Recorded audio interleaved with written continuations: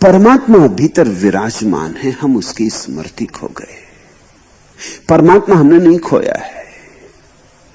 भूल के भी मत सोचना कि तुमने परमात्मा खोया है, क्योंकि परमात्मा तुम खो दोगे तो फिर श्वास भी न ले सकोगे, श्वास ही वही ले रहा है।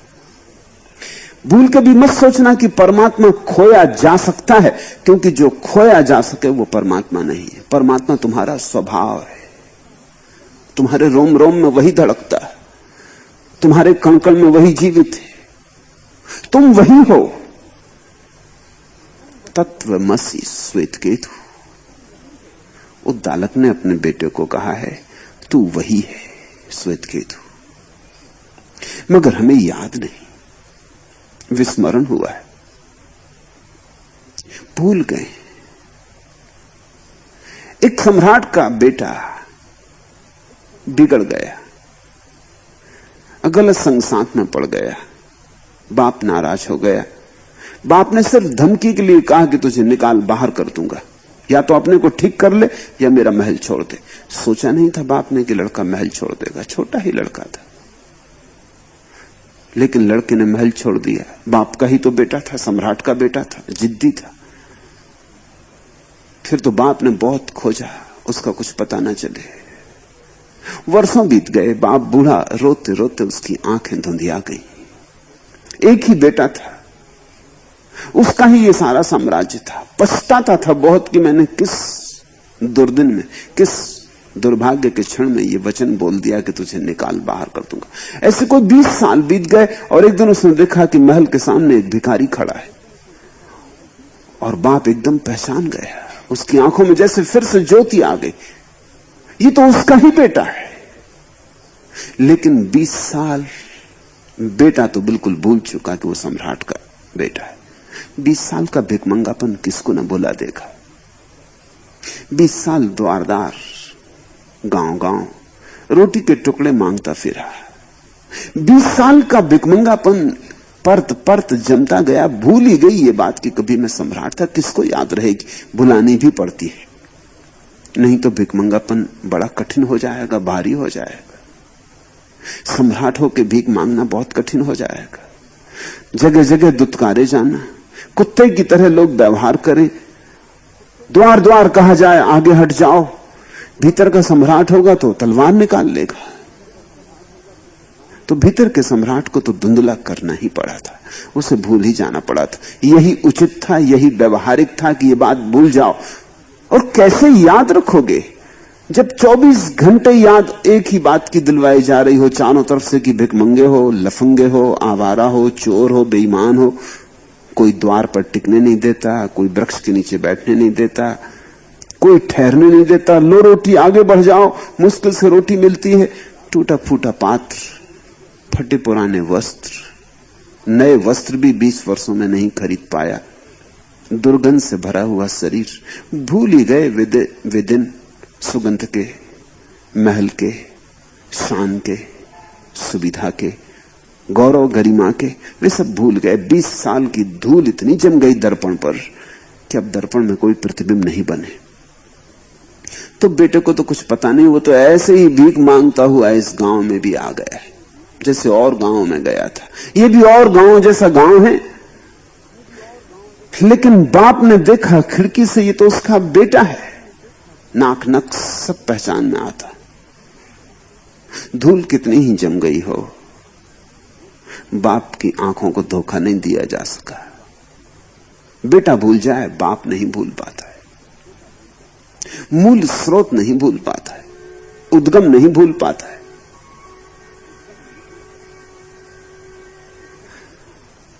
उसने अपने वजीर को बुलाया कि क्या करूं। वजीर ने कहा जरा संभल के काम करना, अगर एकदम से कहा तो ये बात इतनी बड़ी हो जाएगी कि इसे भरोसा नहीं आएगा। ये बिल्कुल भूल गया, नहीं तो इस द्वार पे आता ही नहीं, इसे याद नहीं है, ये भीख मांगने खड़ा है।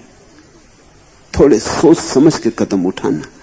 अगर एकदम से कहा कि तू मेरा बेटा है तो ये भरोसा नहीं करेगा, ये तुम पर संदेह करेगा। थोड़े धीरे धीरे कदम क्रमशः। तो बाप ने पूछा क्या किया जाए, तो उसने कहा ऐसा करो कि उसे बुलाओ। उसे बुलाने की कोशिश की तो वो भागने लगा। उसे महल के भीतर बुलाया तो वो महल के बाहर भागने लगा।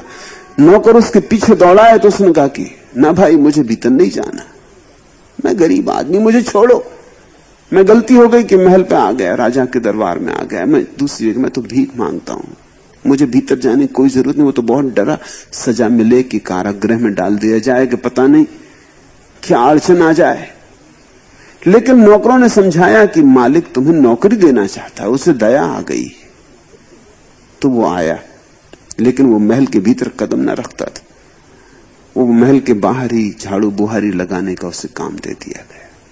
फिर धीरे धीरे जब वो झाड़ू बुहारी लगाने लगा और महल से थोड़ा परिचित होने लगा, और थोड़ी पदोन्नति की गई, फिर और थोड़ी पदोन्नति की गई, फिर वो महल के भीतर भी आने लगा, फिर उसके कपड़े भी बदलवाए गए, फिर उसको नहलवाया भी गया। अब वो धीरे धीरे राजी होने लगा। ऐसे बढ़ते बढ़ते वर्षों में उसे वजीर के पद पर लाया गया, और जब वो वजीर के पद पर आ गया तब सम्राट ने एक दिन बुलाकर उसे कहा कि तू मेरा बेटा है। तब वो राजी हो गया, तब उसे भरोसा आ गया। इतनी सीढ़ियां चढ़नी पड़ी। ये बात पहले दिन ही कही जा सकती थी। तुमसे मैं कहता हूं, तुम परमात्मा हो, तुम्हें भरोसा नहीं आता।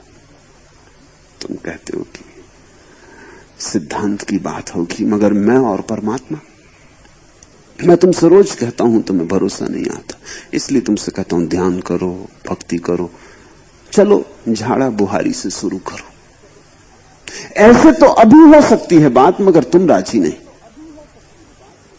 ऐसे तो एक क्षण खोने की जरूरत नहीं है, ऐसे तो क्रमिक विकास की कोई आवश्यकता नहीं, एक छलांग में हो सकती। मगर तुम्हें भरोसा नहीं आता तो मैं कहता हूं चलो झाड़ी बुहारी लगाओ, फिर धीरे धीरे पदोन्नति होगी, फिर धीरे धीरे धीरे धीरे बढ़ना, फिर एक दिन जब आखिरी घड़ी आ जाएगी, वजीर की जगह आ जाओगे, जब समाधि की थोड़ी सी झलक पास आने लगेगी, ध्यान की स्फुरना होने लगेगी, तब यही बात एक क्षण में तुम स्वीकार कर लोगे, तब इस बात में श्रद्धा आ जाएगी। नाम का अर्थ होता है स्मृति। स्मृति का अर्थ होता है कि हमें याद था कभी, फिर हम भूल गए। हर बच्चा परमात्मा की स्मृति से भरा होता, लेकिन उसे स्मृति होती है ऐसा कहना भी ठीक नहीं, क्योंकि अभी विस्मृति ही नहीं हुई तो स्मृति कैसे होगी। इस जटिलता को थोड़ा समझना। बेटा शांत होते, छोटा बच्चा है तुम्हारा बेटा है या बेटी है, शांत है, मगर उसकी शांति अभी बड़ी अचेतन शांति है, क्योंकि अशांति उसने जानी नहीं है। अशांति को जाने बिना शांति की परिभाषा नहीं बनती। जिसने अंधेरा नहीं जाना, उसके प्रकाश के जानने का बहुत ज्यादा प्रमाण नहीं है। अंधेरे को जानेगा तो प्रकाश की परिभाषा उठेगी। ये बड़ी बेबूझ पहेली है, लेकिन जीवन की अनिवार्य पहेलियों में से एक है। समझ लो तो काम पड़ सकती।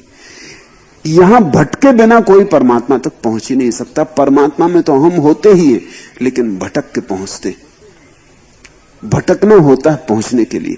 जैसे मछली सागर में पैदा होती है तो सागर में ही जीती है, उसे पता ही नहीं होता सागर कहां है। कैसे पता हो? सागर से कभी छूटी नहीं, पता कैसे हो?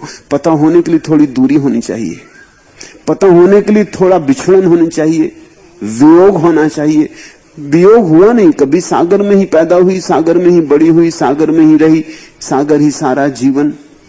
अहिर्निश कैसे पता चले कि सागर कहां है?